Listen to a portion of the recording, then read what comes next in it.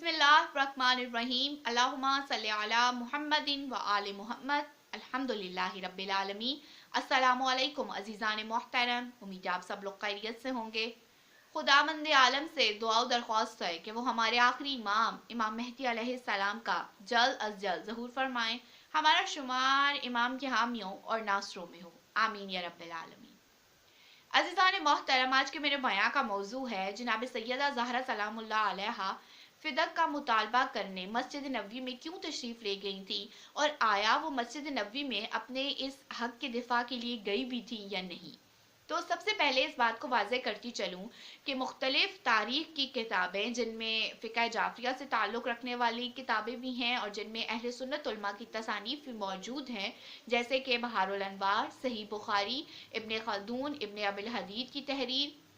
और इसके साथ साथ दीगर किताबें भी हैं जिनमें ये रवायात मौजूद हैं, जिनसे ये बात वाज़ेह होती है कि जनाब सैयदा ज़हरा सलामुल्लाह अलैहा हज़रत मोहम्मद मुस्तफ़ा सल्लल्लाहु अलैहि वसल्लम के इस दुनिया से जाने के बाद जब उनके हक़ को गस्ब कर लिया गया हाकिम वक्त ने, तो फिर वो अपने हक़ के दिफा के लिए मस्जिद नबी तशरीफ़ लेके गई हैं। अपने हक़ के लिए उन्होंने आवाज़ बुलंद की है, मगर उनको उनके हक़ से महरूम कर दिया गया है।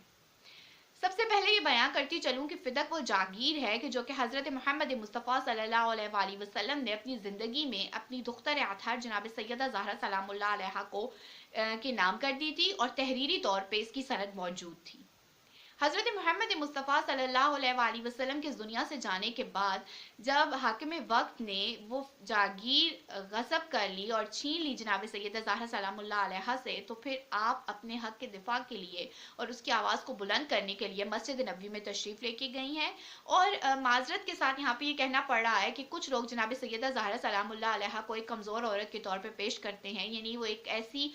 दुख्तर हैं कि जिनके सीने में अपने बाबा की जुदाई का गम है, और गिरिए से उनकी सेहत भी ख़राब है और उनकी तबीयत भी ख़राब है, और वो ये जानती हैं कि कुछ ही अरसे में वो भी अपने बाबा के पास चली जाएंगी, मगर इसके बावजूद वो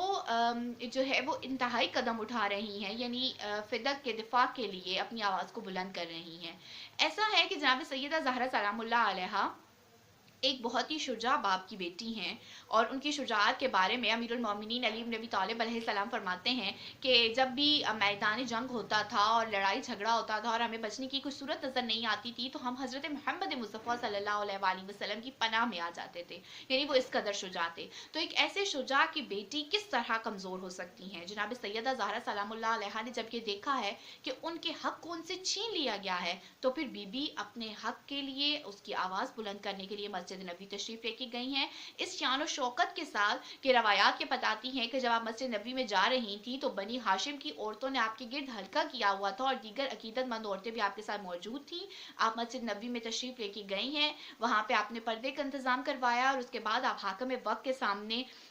उससे मुखातिब हुई हैं और उसको ये वाज़ेह किया है कि फ़िदक जनाब सैयदा ज़हरा सलामुल्लाह अलैहा का हक़ था, जो कि रसूल अल्लाह सल्लल्लाहु अलैहि वसल्लम ने उनको दिया था। और हम अगर खुतबा फ़िदक को देखें तो उसमें हमें कमाल के मोजज़ात नज़र आते हैं। आज इतने साल गुजर जाने के बाद भी कोई भी मुज्तहिदीन या उलमाए कराम खुतबा फ़िदक की मुकम्मल शरह बयान करने से आजिज़ है। वो खुतबा फ़िदक बज़ाते ख़ुद जनाब सैयदा ज़हरा सलामुल्लाह अलैहा का एक मोजज़ा है कि जिसमें हमें तौहीद की महराज नज़र आती है, जिसमें हमें रबूबियत का पता चलता है, जिसमें हमें वहदानियत का दर्स मिलता है, जिसमें हमें रिसालत के हकीकी रूह मालूम होती है, जिससे हमें खिलाफत का, इमामत का और दीगर इस्लाम की शरह का पता चलता है, जिससे हमें अल्लाह रब्बुल इज़्ज़त की अज़ीम और शान जो सिफ़ात है उनका पता चलता है। और उसके बाद बीबी ने अपना मुकदमा पेश किया है, और एक मुकम्मल मजबूत क़ुव्वत और इरादे के साथ बीबी ने अपने मौक़िफ़ को सामने रखा है। वो किसी तरह से भी मजबूर या मज़लूम नहीं थी। बीबी ने अपने हक़ के दिफा के लिए अपनी आवाज़ को बुलंद किया है। और जो लोग ये सवाल करते हैं कि आखिर बीबी क्यों गई थी, क्या उनको दुनिया की तलब थी, तो ऐसा बिल्कुल नहीं है। हम हज़रत अमीरुल मोमिनीन अली इब्न अबी तालिब अलैहिस्सलाम का नहजुल बलागा में अगर वो खुतबा देखें, जिससे मौला इरशाद फरमाते हैं कि अली को फ़िदक या गैर फ़िदक से क्या ताल्लुक़ हो सकता है,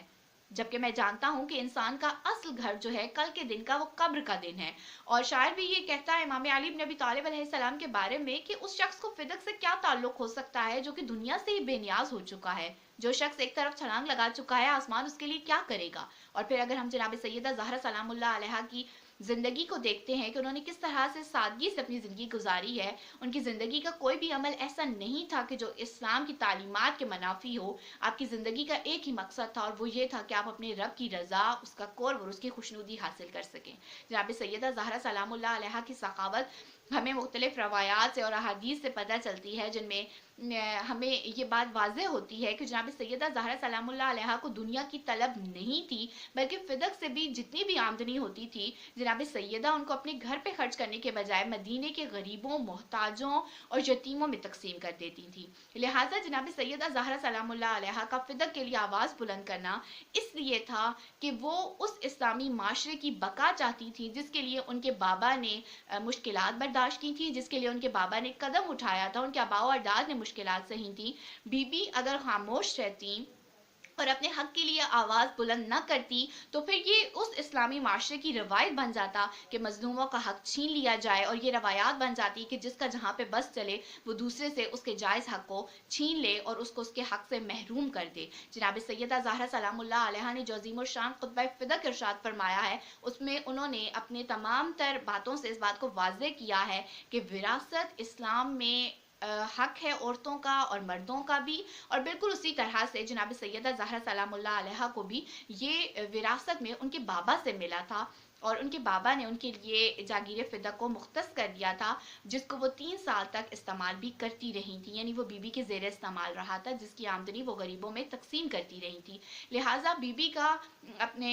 فدق کے لیے آواز بلند کرنا رہتی دنیا تک کے عورتوں اور مردوں کے لیے ایک واضح پیغام ہے کہ جب بھی آپ کے حق کو آپ سے چھین لیا جائے تو پھر آپ اس کے لیے اپنی آواز کو بلند کریں، تاکہ اگر آپ کو آپ کا حق نہ بھی ملے تو بھی ظالموں کے چہرے بے نقاب ہو سکیں اور منافقت ان کی کھل کے سامنے آ سکے۔ یعنی آپ اپنے حق کے دفاع کے لیے اپنی آواز ضرور بلند کریں۔ اور جناب سیدہ زہرا سلام اللہ علیہا کو اگر ہم وقت آخر دیکھتے ہیں تو جب وہ لوگ جنہوں نے آپ کے حق کو آپ سے چھین لیا تھا، جب معذرت کے لیے آپ کے پاس آئے ہیں اور وہ یہ چاہتے تھے کہ آپ سے صلح کر لیں، تو آپ نے ان سے فقط یہ پوچھا ہے کہ کیا تم نے رسول اللہ صلی اللہ علیہ وآلہ وسلم کی حدیث سنی ہے کہ فاطمہ میرا ٹکڑا ہے، جس نے اس کو اذیت دی اس نے مجھے اذیت دی، جس نے اس کو ناخوش کیا اس نے مجھے ناخوش کیا، اور جس نے مجھے ناخوش کیا اس نے در حقیقت اللہ کو ناخوش کیا۔